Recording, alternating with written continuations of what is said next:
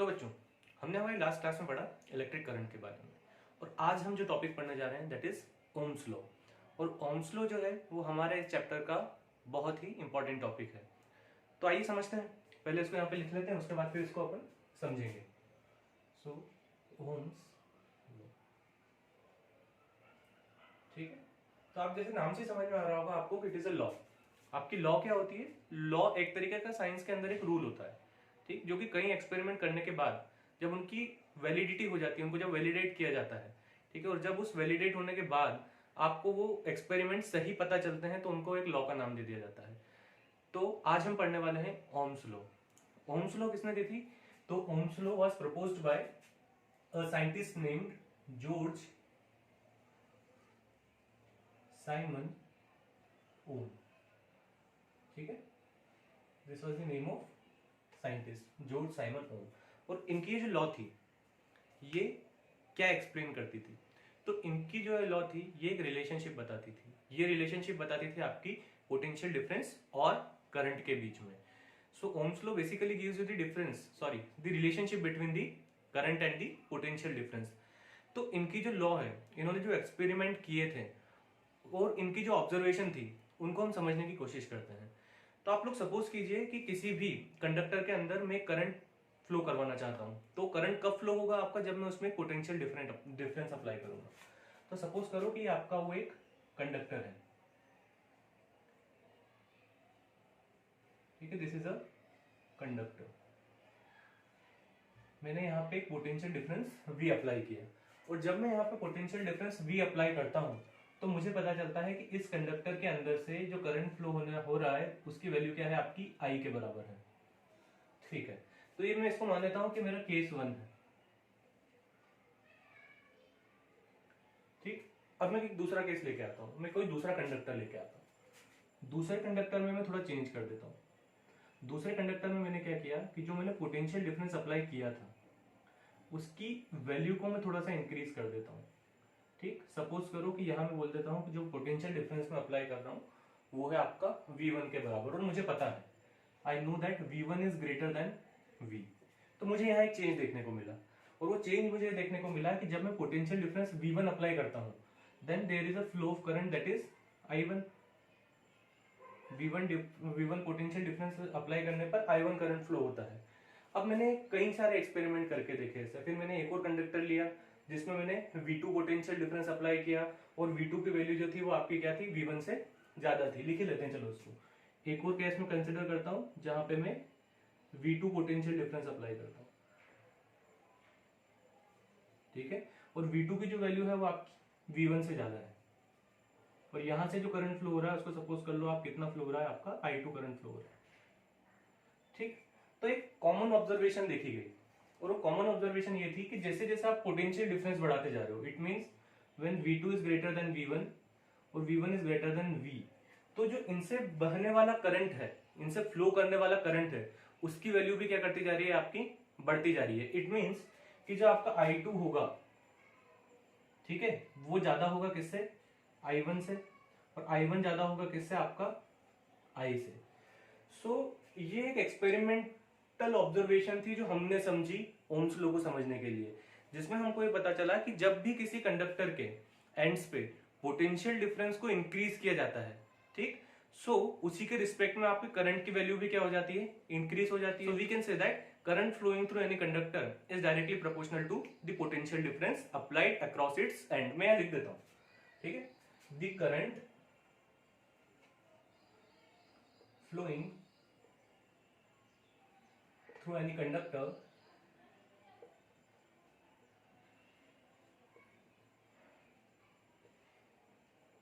is directly proportional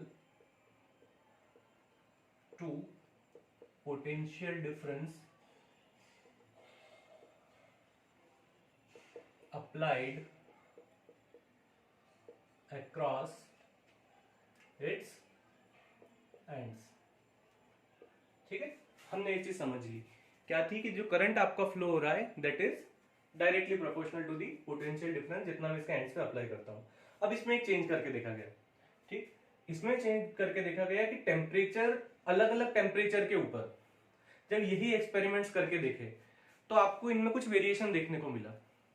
समझना इस चीज को, अलग अलग टेम्परेचर या फिर अलग अलग फिजिकल कंडीशंस की अगर मैं बात करूं तो उनको जब चेंज किया गया तो इन ऑब्जर्वेशंस में आपको कुछ चेंज देखने को मिले। तो यहां पर हमने एक थोड़ी सी इसकी एक लिमिटेशन बना दी, और वो लिमिटेशन ये बनाई कि ये वाला जो आपका रूल है, कौन सा वाला, जो मैंने यहाँ पे लिखा हुआ है कि जो आपका पोटेंशियल डिफरेंस होगा वो डायरेक्टली प्रोपोर्शनल होगा किसके, करंट के। कब, जब आप फिजिकल कंडीशंस जैसे कि टेम्परेचर उनको कांस्टेंट रख दो। तो यहाँ पे एक लाइन बढ़ जाती है, उसको लिख देंगे हम कि provided that physical conditions like temperature should remain constant। ठीक है, और यही आपके ओम्स लॉ का स्टेटमेंट है। तो हमने इसको एक्सपेरिमेंट या ऑब्जर्वेशन के थ्रू समझा, और ये आपका स्टेटमेंट है ओम्स लॉ का। तो ये हमको क्या रिलेशन देता है, और इसको याद कर लेना।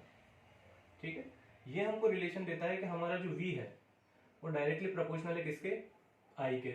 या आप इसको क्या लिख सकते हो, I is directly proportional to V, both can be written। ठीक, सो एक कंडीशन है कि आपका जो फिजिकल कंडीशन है जैसे टेम्परेचर, वो क्या रहना चाहिए, आपका कांस्टेंट रहना चाहिए। अब जब भी हम प्रोपोर्शनल का साइन हटाते हैं तो देयर कम्स अ कांस्टेंट। ठीक, अब हम यहाँ पे प्रोपोर्शनल का साइन जब हटाएंगे तो यहाँ भी एक कांस्टेंट आएगा, और वो कांस्टेंट है आपका R। ठीक, here R is a constant जिसको हम क्या बोलेंगे, रेजिस्टेंस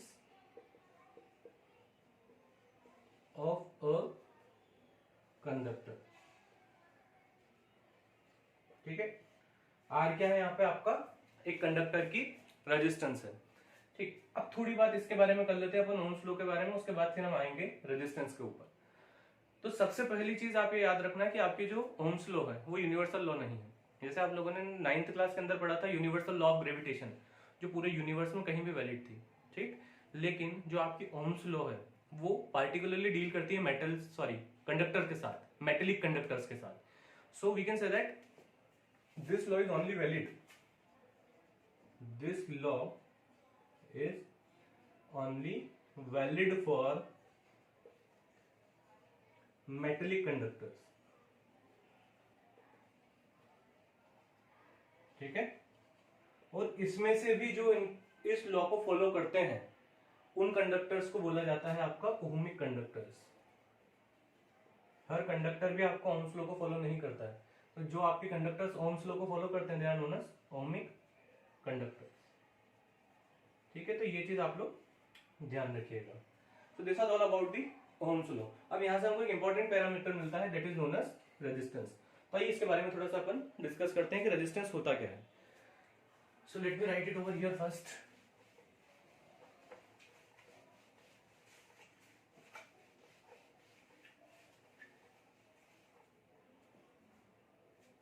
रेजिस्टेंस, इसको भी पहले समझेंगे और उसके बाद फिर इसकी डेफिनेशन लिखेंगे। ठीक है, डेफिनेशन अपने आप बन जाती है अगर आपको चीजें समझ में आ जाए तो एक चीज समझो कि यहाँ पे मैं दो केस कंसिडर करता हूँ। एक में कंसिडर करता हूँ आपका यहाँ पे किसी भी कंडक्टर का। ठीक है, यहां पर हम केस कंसिडर करते हैं किसी कंडक्टर का। ठीक, और एक केस और ले लेता हूं मैं यहाँ पे जो कि आपका insulator, that is bad conductor. अच्छा, एक चीज जो इंसुलेटर को कंडक्टर से डिफरेंशिएट करती है वो क्या है आपका, the availability of free electrons. यहाँ पे आपके फ्री इलेक्ट्रॉन्स बिल्कुल भी नहीं होते हैं। ठीक है, बिल्कुल भी नहीं होते, इसका मतलब यहाँ पे आपका करंट फ्लो नहीं करता है। अब एक चीज समझिए, आप जब इस कंडक्टर के अंदर एक पोटेंशियल डिफरेंस अप्लाई करेंगे, ठीक है, पोटेंशियल डिफरेंस अप्लाई करेंगे आप, तो क्या होगा, आपके इलेक्ट्रॉन्स मूव करने लगेंगे। ठीक है, ठीक है, इलेक्ट्रॉन्स क्या करने लगेंगे, आपके मूव करने लगेंगे। ठीक है, तो सपोज करो कि ये जो आपका कंडक्टर है ये एटम्स से मिलकर बना हुआ है। ठीक, तो अब जैसे ही यहाँ पे पोटेंशियल डिफरेंस अप्लाई करोगे आप, तो वहां पे क्या होगा आपका कि इलेक्ट्रॉन जो है, फ्री इलेक्ट्रॉन्स, वो क्या करेगा, उस एटम को छोड़ देगा, और इस एटम को छोड़ने के बाद वो किसी दूसरे एटम से जाके क्या कर जाता है, आपका टकरा जाता है। ठीक, फिर जब इससे टकराता है, इससे एक इलेक्ट्रॉन निकलता है, वो किसी दूसरे एटम से टकराता है, फिर टकरा टकरा कर ये क्या करते हैं, अल्टीमेटली मूव तो करते हैं, लेकिन ये जो कंटिन्यूअस कोलिजन्स हैं, ठीक है, इन कंटिन्यूअस कोलिजन्स की वजह से इनके मूवमेंट में एक रिस्ट्रिक्शन या एक ऑब्स्ट्रक्शन क्रिएट होती है, और उसी ऑब्स्ट्रक्शन को हमने नाम दिया है आपका रेजिस्टेंस। तो इस ऑब्स्ट्रक्शन को हम क्या बोलेंगे, रेजिस्टेंस। लिख देते हैं इसको resistance. It is the obstruction to the flow of current. अब देखो करंट क्या बोला अपन ने कि जो आपका इलेक्ट्रॉन मूव करेगा, इलेक्ट्रॉन का मूव कंस्टिट्यूट करता है आपका क्या, करंट को। तो सपोज करो कि जो इलेक्ट्रॉन है वो अल्टीमेटली पहुंच रहा है आपका, इलेक्ट्रॉन का कोई लॉस नहीं हो रहा है, ठीक है, तो इलेक्ट्रॉन का कोई लॉस नहीं होता है तो आपका करंट का भी कोई लॉस नहीं होता है। इट मींस कि अगर यहां से आई करंट फ्लो हो रहा है, ठीक है, तो इस कंडक्टर के बाद भी, फ्लो होने के बाद भी आपका करंट आई ही पहुंचेगा, what ever may be the resistance, ठीक है। क्यों, क्योंकि यहाँ पे आपका इलेक्ट्रॉन का कोई लॉस हो रहा है क्या, डेफिनेटली नहीं हो रहा है, ठीक। तो करंट का भी आपका कोई लॉस नहीं होता है, जितना करंट यहाँ से फ्लो होगा उतना ही करंट इस एंड पे रीच करेगा।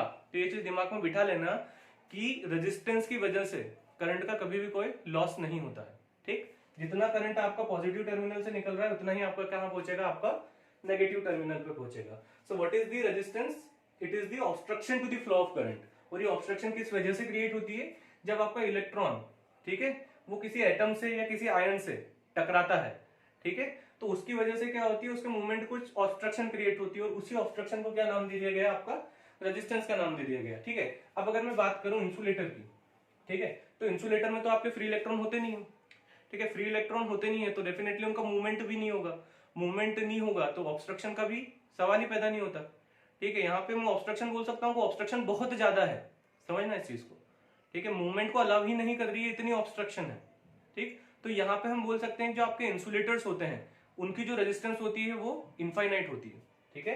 रेजिस्टेंस ऑफ इंसुलेटर्स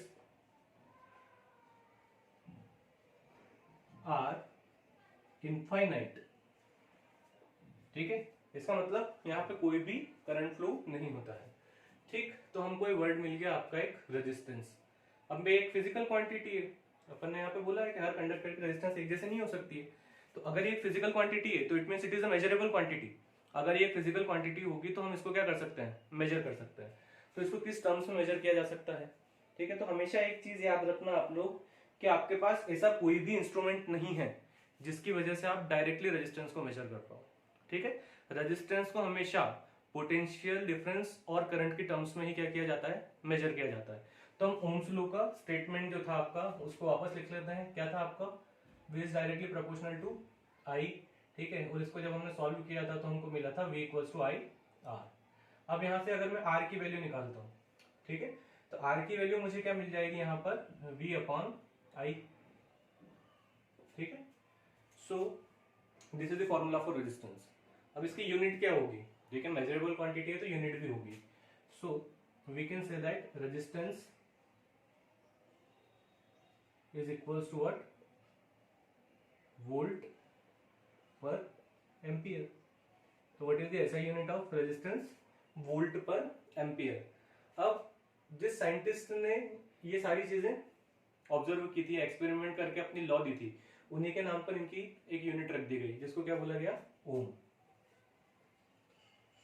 ठीक है। तो एक यूनिट क्या होती है आपके रेजिस्टेंस की, ओम, और इसको कौन से साइन के साथ डिनोट किया जाता है, ओमेगा के साइन के साथ, ठीक है। So what is ohm, ohm equals to volt पर एम्पियर, ठीक है। ओम इक्वल्स टू क्या होता है आपका, वोल्ट पर एम्पियर होता है।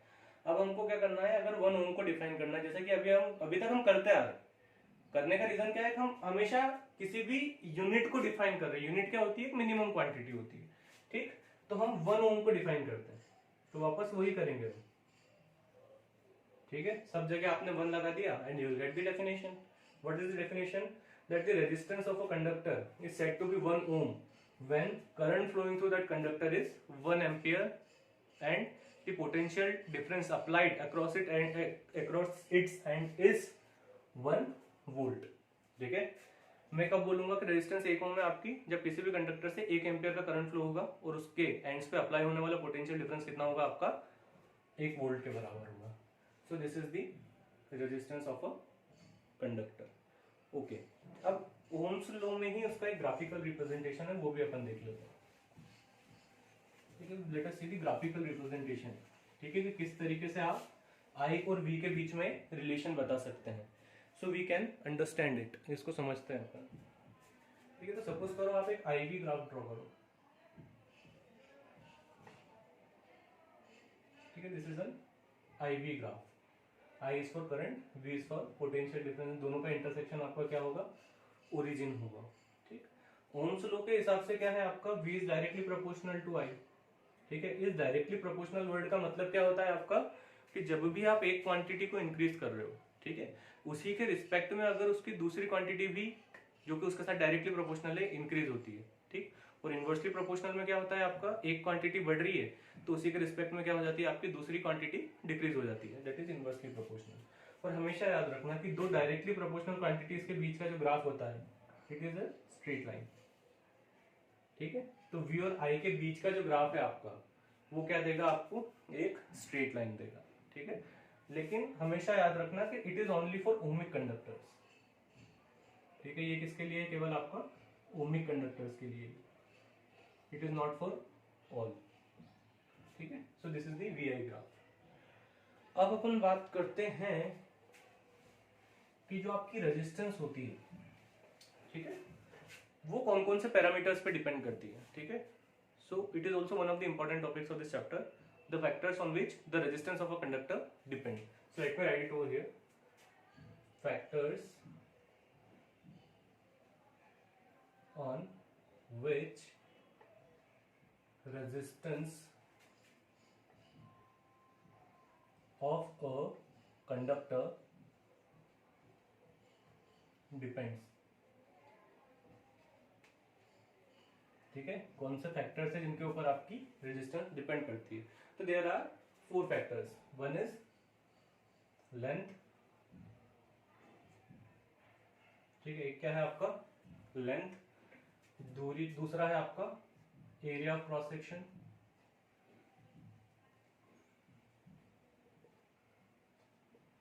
ठीक, तीसरा है आपका नेचर ऑफ द मटेरियल, ठीक है, एंड फोर्थ इज टेम्परेचर। ठीक है, so this are the 4 parameters है ना, जिसके ऊपर आपकी जो रेजिस्टेंस है वो डिपेंड करती है। So let us understand it one by one. सबसे पहले अगर मैं लेंथ की बात करूं, ठीक है, तो एक चीज समझना। ठीक है, consider this conductor that is having length L। ठीक है, और एक और कंडक्टर है जिसकी लेंथ है आपकी L2। ठीक है, we know that L2 is greater than L। तो अभी हम लोगों ने क्या पढ़ा कि जो इलेक्ट्रॉन आपका मूव करता है उसको रिपीटेड कोलिजन्स मिलते हैं। ठीक, तो अब आप खुद समझ सकते हो कि कोलिजन्स इसमें ज्यादा मिलेंगे या इसमें ज्यादा मिलेंगे। ठीक है, तो कोलिजन्स किसमें ज्यादा मिलेंगे, जिसमें जितनी ज्यादा उस कंडक्टर की लेंथ होगी।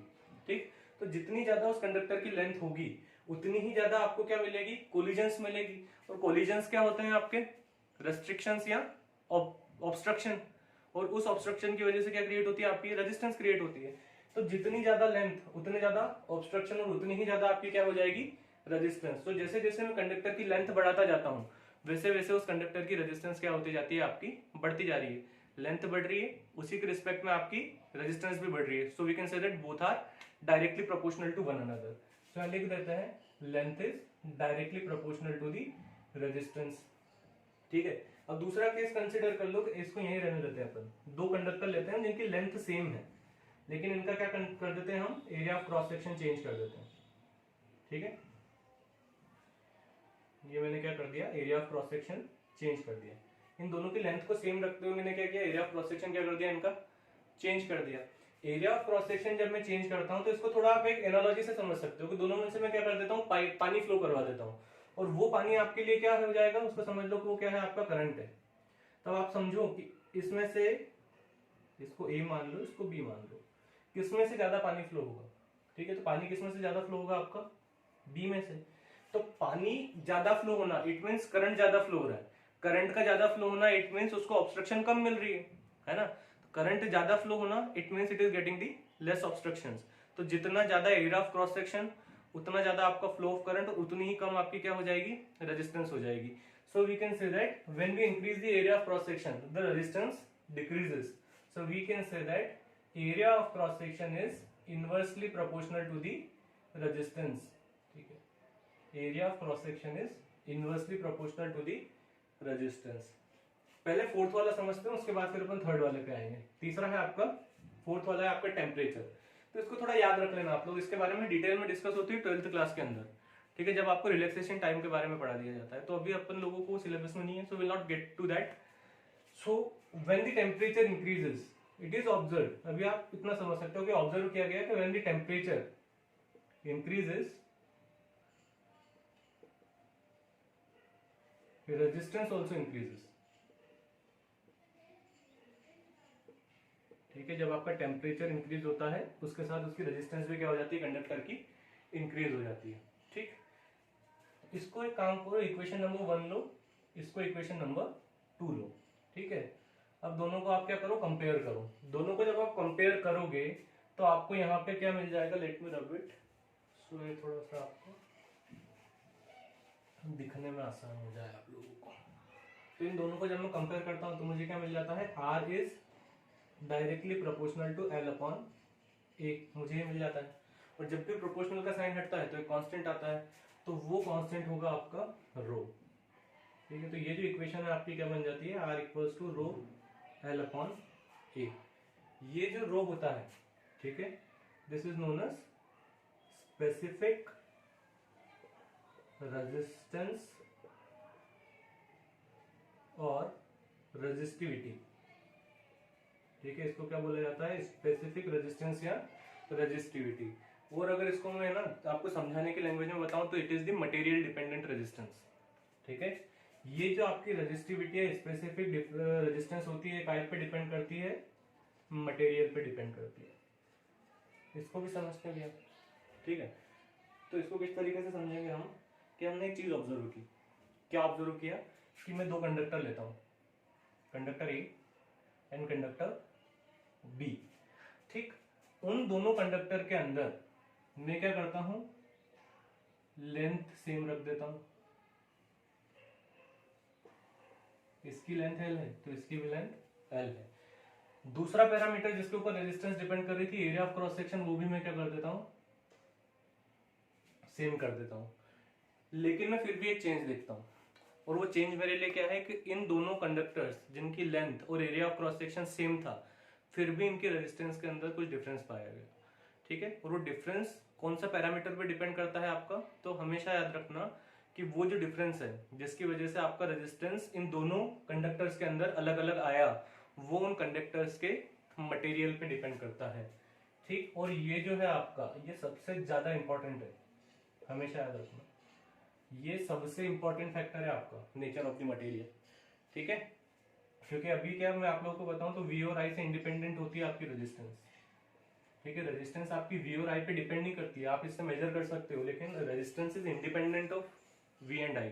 It only depends upon the material of the conductor.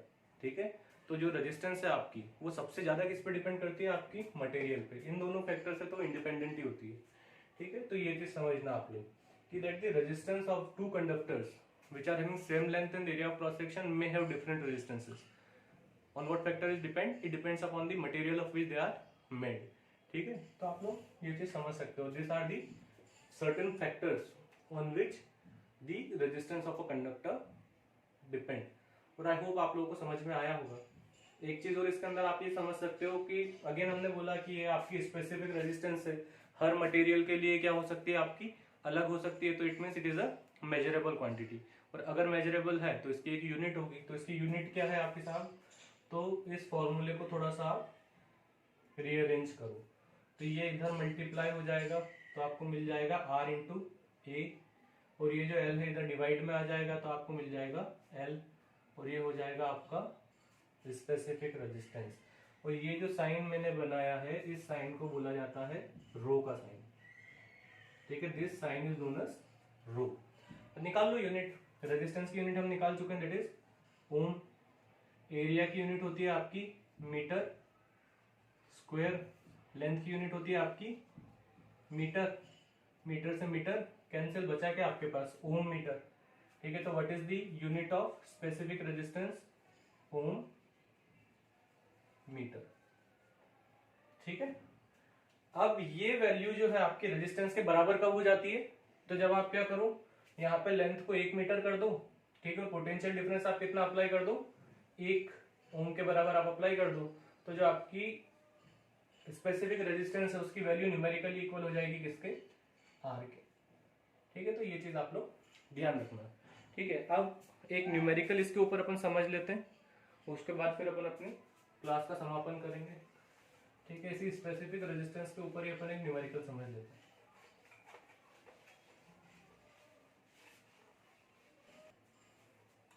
तो बच्चों न्यूमेरिकल आपके सामने लिखा हुआ है। ठीक है, अब हमसे क्या बोला गया है इस क्वेश्चन के अंदर कि एक कॉपर वायर है जिसकी लेंथ आपको दे रखी है 2 मीटर। ठीक है, तो let me right the given parameters. तो सॉल्यूशन स्टार्ट करते हैं। सबसे पहले हमको गिवन क्या क्या है, तो हमको क्या क्या गिवन है, सबसे पहले आपको लेंथ गिवन है, लेंथ कितनी गिवन है आपको 2 मीटर के बराबर। आगे आपको दिया है area of cross section, area of cross section, area of cross section कितना दिया हुआ है 1.7 इंटू 10⁻⁻6 मीटर स्क्वायर। ठीक है, this is the area of cross section. इसके बाद आपको क्या दिया हुआ है, रेजिस्टेंस गिवन है, तो रेजिस्टेंस कितनी गिवन है आपको 2 इंटू 10⁻⁻2 ओम। ओके, अब आपसे बोला है कि रेजिस्टिविटी आपको निकालना है, इट मींस आपसे क्या निकालने का बोला है, रो निकालने का बोला है। ठीक है, सबसे पहले जो इंपॉर्टेंट चीज होती है ना, आप लोग नोट कर लिया करो कि इनमें यूनिट सही है या नहीं। ठीक है, क्योंकि यूनिट आपकी क्या होना चाहिए, सही होना चाहिए। सही होने से मतलब गलत नहीं दी जाती है क्वेश्चन के अंदर, लेकिन सारी यूनिट्स आपकी कैसे होना चाहिए, एक ही उसमें पैरामीटर में होना चाहिए। ठीक है, ऐसा ही नहीं। तो यहाँ पे मीटर है और यहाँ पे ओम है। ठीक है, चलेगा। Now what formula we are having, so we are having R equals to rho L by A। इस फॉर्मूले को अगर मैं थोड़ा रीअरेंज कर लूँ तो what I will get R into A upon L। ठीक है, सब वैल्यू सब्स्टिट्यूट कर दो आप लोग, 1.7 इंटू 10⁻⁻6। एरिया कितना दिया हुआ है आपको 1.67 लिख दिया मैंने। आपको R कितना दिया हुआ है 2 इंटू 10⁻⁻2 अपॉन लेंथ कितनी दी हुई है आपको 2 मीटर। बस सॉल्व कर लो इसको, 2 से 2 आपका हो गया कैंसिल। ठीक है, बचा कितना आपका 10⁻⁻6 10⁻⁻2, ये कितना हो जाएगा आपका 10⁻8 1.7। तो रो कितना हो गया आपका 1.7 इंटू 10⁻⁻8। यूनिट क्या हो जाएगी इसकी, ओम मीटर। ठीक है, तो in this way we can write the value of specific resistance. ठीक है, सो न्यूमेरिकल बेसिक न्यूमेरिकल था जो आज हमने समझा। आने वाले जो क्लासेस होगी उसमें अपन एक सेपरेट क्लास रखेंगे जिसके ऊपर हम न्यूमेरिकल्स में स्पेसिफिकली डिस्कस करेंगे। ठीक, तो आई होप कि आज जो हमने पढ़ा वो आप लोगों को समझ में आया होगा। ठीक है, तो आज की क्लास यहीं पे समाप्त करते हैं। धन्यवाद आप सभी का, मिलते हैं अगली क्लास में। Thank you.